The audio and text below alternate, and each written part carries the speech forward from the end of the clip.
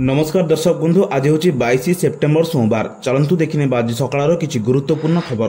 जदि पर्यंत वीडियो को लाइक करना वीडियो को लाइक करने सह चैनल को सब्सक्राइब करी कमेंट माध्यम जनातु आपण मैंने क्यों जिले देखुंत जहाद्वारा एभली गुरुत्वपूर्ण खबर आपण मान पाखे सर्वप्रथम पहुंचार। नंबर 1 देशवासी उद्देश्य प्रधानमंत्री संबोधन।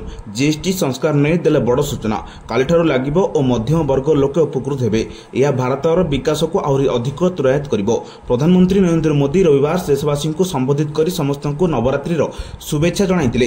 एथिसह जीएसटी संस्कार आसंताकाली सूर्योदय कार्यकर होगाकू जाउथिबारु जीएसटी संचय उत्सव पालन लगी देशवासी को आह्वान दैछन्ति।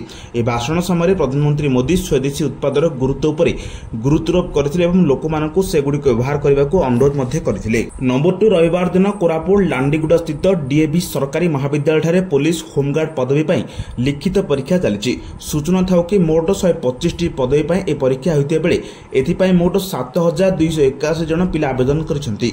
ए होमगार्ड पदवी पर शिक्षागत योग्यता मात्र पंचम पास रहिथिबा बेले एथिरे ग्रेजुएट और स्नातकोत्तर भली उच्च शिक्षित पिला रविवार अनुष्ठित परीक्षा दैथिबा जणा दैछि।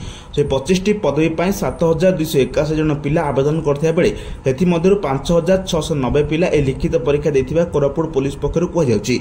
ए होमगार्ड पदवी पर भल शिक्षित पिला परीक्षा दैथिबारु भल पिला नियुक्ति पाइबे बोली कोरापुट एसपी रोहित वर्मा प्रकाश करिसेंति। नंबर 3 प्रधानमंत्री नरेंद्र मोदी ब्रह्मपुर गस्त बातिल हो जाइए। असंता 27 तारिख में गंजाम गस्त आसते प्रधानमंत्री ते वर्षा संभावना को नहीं गस्त कार्यसूची परिवर्तन कर ब्रह्मपुर बदल झारसुगुड़ा प्रधानमंत्री कार्यक्रम हो पारे। आलोचना होउछि जदियो स्पष्ट होईना ब्रह्मपुर में रंगेलुंडा होगा सेवा पर्व कार्यक्रम में बातिल होते सूचना जना पड़ी। नंबर 4 सुभद्रा योजनार प्रथम किस्ती 3,99,019 जन, द्वितीय किस्ती 5,42,804 जन और तृतीय किस्ती 7,66,599 जन हिताधिकारी नाम कटिथिबा बेले 1,07,930 जन महिला नाम नूतन भाव जोड़ा जाइछि। सुभद्रा पोर्टाल में जीवित महिला को मृत बोली दर्शाइथिबा घटना तर्जमा करा जाउछि।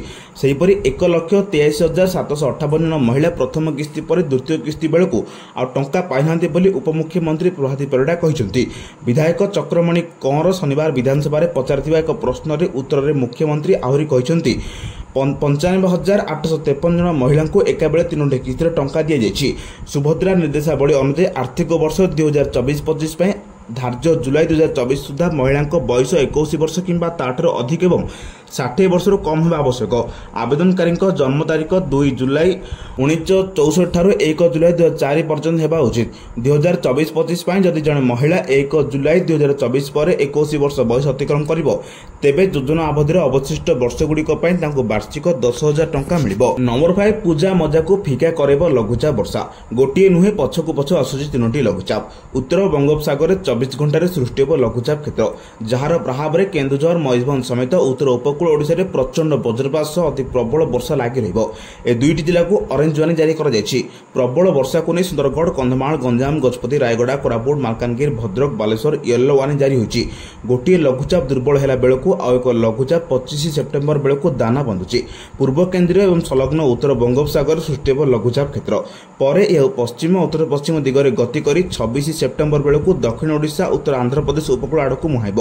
पर अधिक घनीभूत हो लघुचाप पश्चिम केन्द्र बंगोपसागर अवपातर रूप नेब।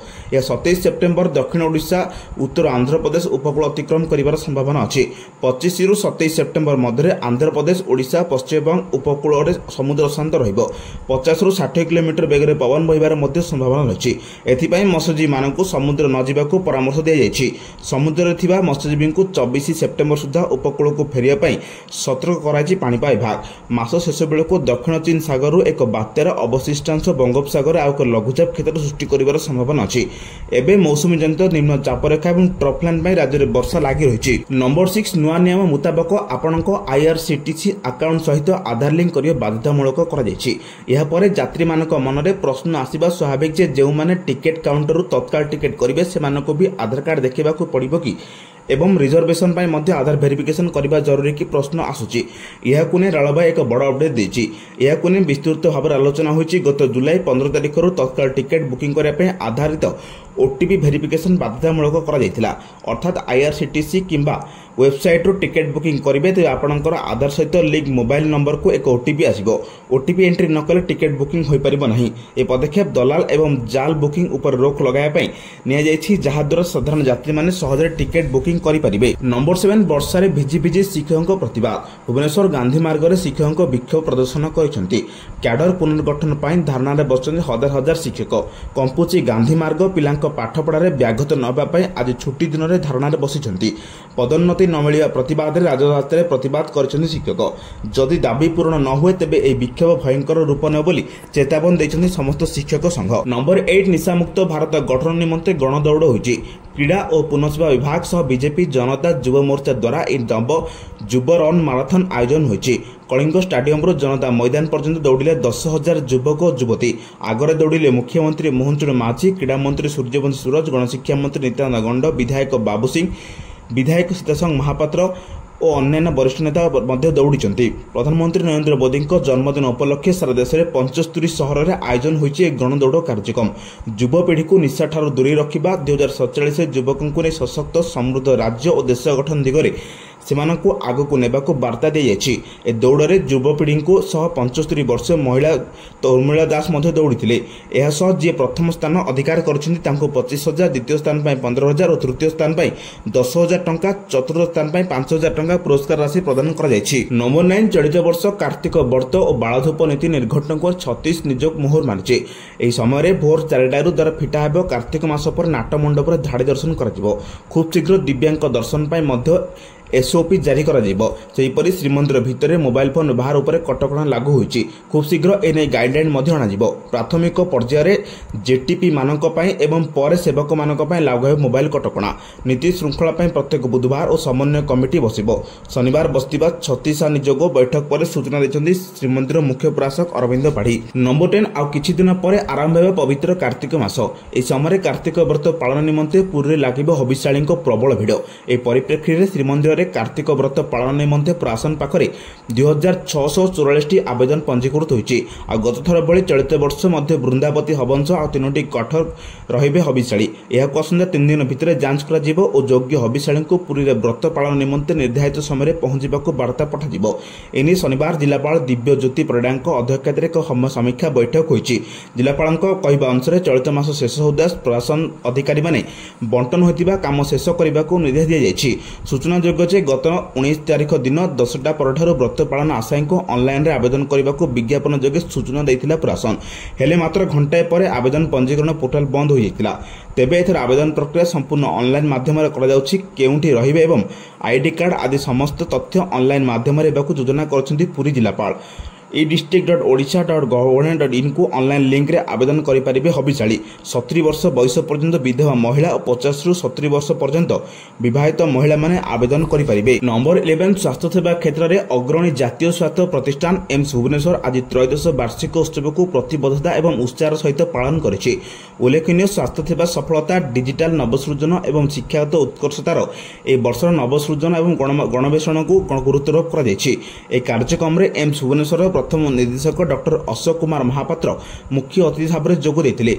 पूर्त भारत चिकित्सा सेवा को रूपांतरित करिबारे ए जातीय स्वास्थ्य प्रतिष्ठान अवदान को से प्रशंसा करथिले। डॉक्टर महापात्र तांको अभिभाषण में स्वास्थ्य सेवा क्षेत्र में उल्लेखनीय सफलता निमंते एम्स भुवनेश्वर को अभिनंदन जणाइथिले।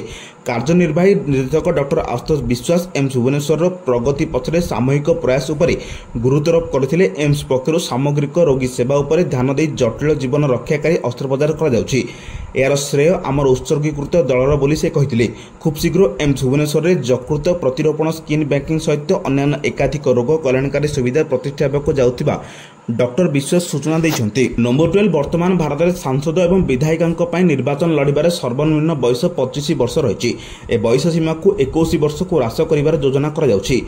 लागू हेले बहु युव वर्ग मानकर शीघ्र राजनीति में प्रवेश करिबार स्वप्न साकार होई परिबो। एबे ई स्वप्न खूब शीघ्र वास्तवतार परिणत होई पारे बोली चर्चा होउछि। राजनीति में आग्रही युवक वर्ग मानक पई खूब शीघ्र भल खबर मिल पारे। सरकार उभय निर्वाचन में प्रार्थी बयस सीमा 25 रु 21 वर्ष को ह्रास करिबार विषय विचार करुछन्ति। ए मामलार संसदीय स्थायी कमिटी बयस सीमा को 21 वर्ष को ह्रास करने को समर्थन करिसेंती। कमिटी आईन मंत्रालय को तांकर रिपोर्ट प्रदान करछि। सरकार खूब शीघ्र ए विषय निष्पत्ति नहीं पारंती। तथापि निर्वाचन कमिशन बयस सीमा ह्रास कर सपक्षरे नाहंती। वर्तमान पंचायत एवं स्थानीय निर्वाचन में प्रार्थी सर्वनिम्न बयस 21 वर्ष रही। बयस सीमा 25 रु 21 वर्ष को ह्रास करने प्रस्ताव मंजूर होबार संभावना बहुत अधिक रही। जे संसदीय स्थायी कमिटी अध्यक्ष होउछन्ती बीजेपी सांसद ब्रिजलाल। लोकसभा एवं राज्यसभा बीजेपी यथेष्ट संख्या गरिष्ठता अछि। सरकार ए बिल प्रणयन करी जेकों समय एहाको आईन रे परिणत करि परिबे। अधिसूचना जारी करी संसद रे सहजरे पास मध्य कर दे परिबो। जने बीजेपी सांसद ए रिपोर्ट प्रस्तुत करथिबारु ए केंद्र सरकार को उद्देश्य होई पारे बोली राजनीतिक महलरु चर्चा हेउछि। नंबर 13 केंद्र सरकार आधार कार्ड संपर्क में बड़ सूचना दैछन्ती। एबे पिल्ला एवं किशोर मानक पय नूतन पंजीकरण किंबा बायोमेट्रिक अपडेट पय कोन शुल्क देबाकू पड़िबो नहीं।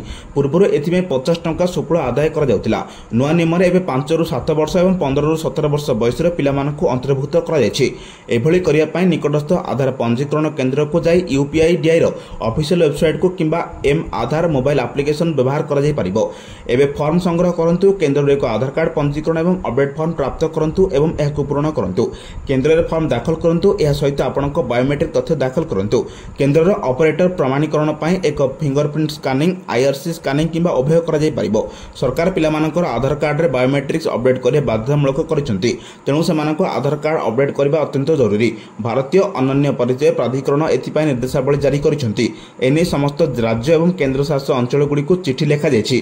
सेमानकु शीघ्र अपडेट समाप्त करबाकू निर्देश मध्ये दिया जायछि। नंबर 14 हिमाचल प्रदेश रे मौसुमी वर्षा जनित विपर्यय जारी रहिछि। लगातार भूस्खलन और आकस्मिक बन्या राज्यर भित्तिभूमि व्यापक क्षयक्षति घटाइथिबा बेले गत 3 दिन धरी तुहाको तुहा विपर्यय जनजीवन को अस्तव्यस्त कर दैछि। गत 3 दिन रे विपर्यय वर्षा 30 जनकर मृत्यु होइथिबा बेले चलित मौसुमी मृत्यु संख्या 427 को छुंची। शिमला रे गतकाली एक स्कूल निकट रे बड़ भूस्खलन घटिछि एवं प्रमुख यातायात पथ अवरोध होइछि। कांगड़ा जिले में एक चर्च निकट रे घटिथिबा भूस्खलन पर्यटन स्थली माकलोडगंज को संपूर्ण विच्छेद कर दैछि। ए घटना लोगों को दुर्दशा बढ़ाइथिबा जानवाहन चलाचल ठप हो जाइछि। गुरुवार संध्यारे कुमार सैन्य रे विशाल भूस्खलन जोगु ए 3 महला अट्टालिका ध्वंस हो जिबार अनेक लोक निखोज अछंती। जून मासरे आरंभ होइथिबा मौसुमी ऋतुरे राज्य में 47 बादल फटा वर्षा होइथिबा बेले 98 आकस्मिक बन्या 148 बड़ भूस्खलन घटिछि। एथि जोगु राज्य में 4754 कोटी टंकार अर्थनैतिक क्षति घटिछि। 7टी वैद्युतिक ट्रांसफर और 150 जल जोगाण अचल होइथिबार जटिल स्थिति उपजिछि। नंबर 15 भुवनेश्वर निमापड़ा और गोपदेई कोणार्क पर्यंत चलिबो ट्रेन। एथिपय बिछाब नूतन रेल धारणा। ए नुआ नियम धारणा पय फाइनल लोकेशन सर्वे को अनुमोदन मिलिछि। एने केंद्र रेल मंत्री अश्विनी वैष्णव निमापड़ा विधायक तथा उपमुख्यमंत्री प्रहादी परिडा को लिखित भाव अवगत कराइछन्ति। ए ट्रेन चलाचल पय पूर्व श्रीमती प्रहादी परिडा केंद्र सरकार को चिठी लिखिथिले। से चिठी को आधार करी एभली पदक्षेप नै जायथिबा केंद्र मंत्री को पत्र उल्लेख अछि। चिठी पाया पय श्रीमती परिडा केंद्र मंत्री को कृतज्ञता ज्ञापन करिसेंति। बहु प्रतीक्षित रेल प्रकल्प केवल राजधानी और विश्व ऐतिह्य स्थली कोणार्क मध्य रेल संजोग स्थापन करिब नाही बरम ए निमापड़ा निर्वाचन मंडल निमापड़ा समेत गोपवासी मध्य आशीर्वाद साब्यस्त हो बोली से कहिसेंति। ए नुआ गाइडलाइन स्थानीय अर्थनीति एवं कृषि आदि क्षेत्र में सहायक हेबा सह अंचलवासी स्वास्थ्य और शिक्षा आदि क्षेत्र में उल्लेखनीय भूमिका निभाइबो। गमनागमन सह पर्यटन पय ए प्रकल्प लाभजनक साब्यस्त हेबो। ए दूरदृष्टि संपन्न प्रकल्प पय केंद्र मंत्री धन्यवादर पात्र बोली से कहिसेंति। चूड़ांत अवस्थिति सर्वे हेबा पर रेल लाइन पय आवश्यक जमी अधिग्रहण हेबो। अधिग्रहण सरिया पर धारणा बिछा आरंभ हेबो। नंबर 16 18 तारिख में विधानसभा आरंभ हैला किंतु लगातार चलिबार गृह प्रथम दिन शोक प्रस्ताव पर विधानसभा मुलतवी होइतिला। एबे शुक्रवार और शनिवार 2 दिन में मात्र 23 मिनिट चलिछि गृह। सारा समस्या को बीजेडी हट्टगोल करुछि। अनास्था प्रस्ताव पर अड़ी बसी कांग्रेस कहीं चलीपार गृह सोमवार गृह चलो ना द्वंद्व अच्छा। सरकार विरोधी को कहवाक सुजोग देना कि बीजेडी हट्टगोल कर क्या बचाइवाक चाहूँगी। सरकार आलोचना चाहूना कि एभली किसी प्रश्न नहीं राजनैतिक महल चर्चा जोर धरता बेले आज 3 दल पुणी महामुही होती। बीजेडी बीजेपी सला सुतरा कर विधानसभा को बंद करुछन्ति बोली कांग्रेस अभियोग करिछि। सोमवार गृह में बीजेडी पंचायत प्रतिनिधि क्षमता को संकोच कर जाइथिबा प्रसंग उठाई पारे। मंगलवार समान प्रसंग ने विधानसभा रे घेराव करिछि बोली कहिछि दल। राजनैतिक समीक्षक मतरे गृह बाहर परिचालना करा जाउछि। भितरे बुझापणार एभली स्थिति उपजुछि। विधानसभा भितरे बीजेडी रणनीतिक नेता माने नापसंद करथिबा भी चर्चा होउछि। 25 तारिख जाए विधानसभा चलिबो। यार भितर गृह को स्वाभाविक करने को बाचस्पति पदक्षेप नेउछंती और बीजेडी कांग्रेस की आभिमुख्य अपनाउछंती तापर समस्त नजर रही। नंबर 17 वास्तव रूप नेबाको जाउची मत्स्यजीवी दाबी। गंजाम आर्यपल्ली स्थापन होईची अत्याधुनिक ड्रेजिंग मेसीन। आरंभ होईची मुहाण खनन। पोती होई पड़िथिबा मुहाण को गभीर प्रशस्त कराजिबो। ड्रेजिंग समय कड़ा जाउथिबा बाली को समुद्र कूल लघुथिबा स्थान रे पकाजिबो। या द्वारा मत्स्यजीवी रोजगार बाट फिटिबो। जनजीवन को नुआ शक्ति मिलिबो। मुहाण पोती होबारु मरि जाइछि हजार हजार मत्स्यजीवी जीविका। माछ मारिबाको जिबार असुविधा हेबारु कौलिक वृत्ति छाड़ी दादन खटिबाको चली जाती आर्यपल्लीर मत्स्यजीवी। तेबे ए अत्याधुनिक ड्रेजिंग मेसीन द्वारा 2 मास धरी खनन कार्य चलिबो। पानी मिशा बाली खोली बेलागामी अवक्षय होतिबा स्थान रे पकाजिबो। मुहाण संपूर्ण भाव खोला गले मत्स्यजीवी समस्यार स्थायी समाधान होई परिबो। नंबर 18 देशवासी को प्रधानमंत्री संबोधन। प्रधानमंत्री नरेंद्र मोदी कहिसेंजे संचय महोत्सव प्रत्येक नागरिकଙ୍କ ପାଇଁ ଟଙ୍କା ସଞ୍ଚୟ କରିବ। जीएसटी संचय महोत्सव आसंता कालठारु आरंभ होईछि। आसंता कालठारु प्रत्येक घरे खुशी वृद्धि पाइबो। जीएसटी देशर विकास कहानी को आगको नेबो। जीएसटी संशोधन व्यवसाय को बढ़ाइबो। लोकंकु मिलिबो संचय उत्सवर लाभ। कालिठु सब परिवार रे खुशीर लहरी खेलिजिबो। एथि सहित नरेंद्र मोदी नवरात्रि आरंभ घोषणा करथिले एवं देशवासी को तांकर हार्दिक शुभेच्छा मध्य जणाइथिले। ते कहिसेंति जे सेप्टेम्बर 22 तारिख दिन होछि नवरात्रिर प्रथम दिन एवं नूतन परिवर्तित पिरिवेटी जीएसटी सही कार्यकारी हेबो। ए अवसर को स्वतंत्र बोली वर्णना करी प्रधानमंत्री कहिथिले जे केवल उत्सव पालनर समय नुहे बरम अर्थनैतिक विकास एवं टिकस संस्कार पई एक गुरुत्वपूर्ण पर्याय। तेबे प्रधानमंत्री नरेंद्र मोदी तांकर कार्यकाल मध्य 11 थर देश को संबोधित करिसेंति। प्रमुख घटना निष्पत्ति किंबा जरूरीकालीन परिस्थिति सहित मोदी को संबोधन सहित। नंबर 20 विश्व स्वास्थ्य संगठन परामर्श अनुसार आम राज्य में प्रति 1000 लोक जन डाक्टर रहिबा आवश्यकता रही। या छड़ा राज्य में वर्तमान थिबा स्वास्थ्य भित्तिभूमि को अधिक सुदृढ़ करने सहित तालीम प्राप्त पारामेडिक मानव संबल तैयारी करी आमर स्वास्थ्य व्यवस्था को समस्त उपलब्ध कराइबारे आवश्यक बोली बाचस्पति सुराम पाड़ी मतव्यक्त करिसेंति। रविवार दिन एक इंग्राजी खबर कागज द्वारा आयोजित विजन ओडिशा हेल्थ कनक्लेव रे जोगदे श्रीमती पाढ़ी कहले रोग पर चिकित्सा पर जेतिकी गुरुत्व दिया रोग प्रतिरोध और निरोग रहिबा इत्यादि विषय उपर मध्य समपरिमाण दृष्टि दिया बोली साधारण जनता बेस उपकृत हो पारे। एक कनक्लेव आभासी माध्यम जोगदे स्वास्थ्य मंत्री डॉक्टर मुकेश महालिंग कहते जे हेल्थ फॉर ऑल हेउची राज्य सरकार प्राथमिक लक्ष्य। आगको प्रत्येक जिले में मेडिकल कॉलेज प्रतिष्ठा करी जिला स्तर में राज्य सरकार साधारण जनता घर निकट स्वास्थ्य सेवा प्रदान करने को जाउछंती। एबे निकट सरकार 98 जन असिस्टेंट प्रोफेसर को नियुक्ति करने सहित प्राथमिक स्वास्थ्य केन्द्र गोष्ठी स्वास्थ्य केन्द्र गुड़िक खाली डाक्टरी पदवी पूरण पर नियमित भाव नियुक्ति प्रक्रिया जारी रखिछंती।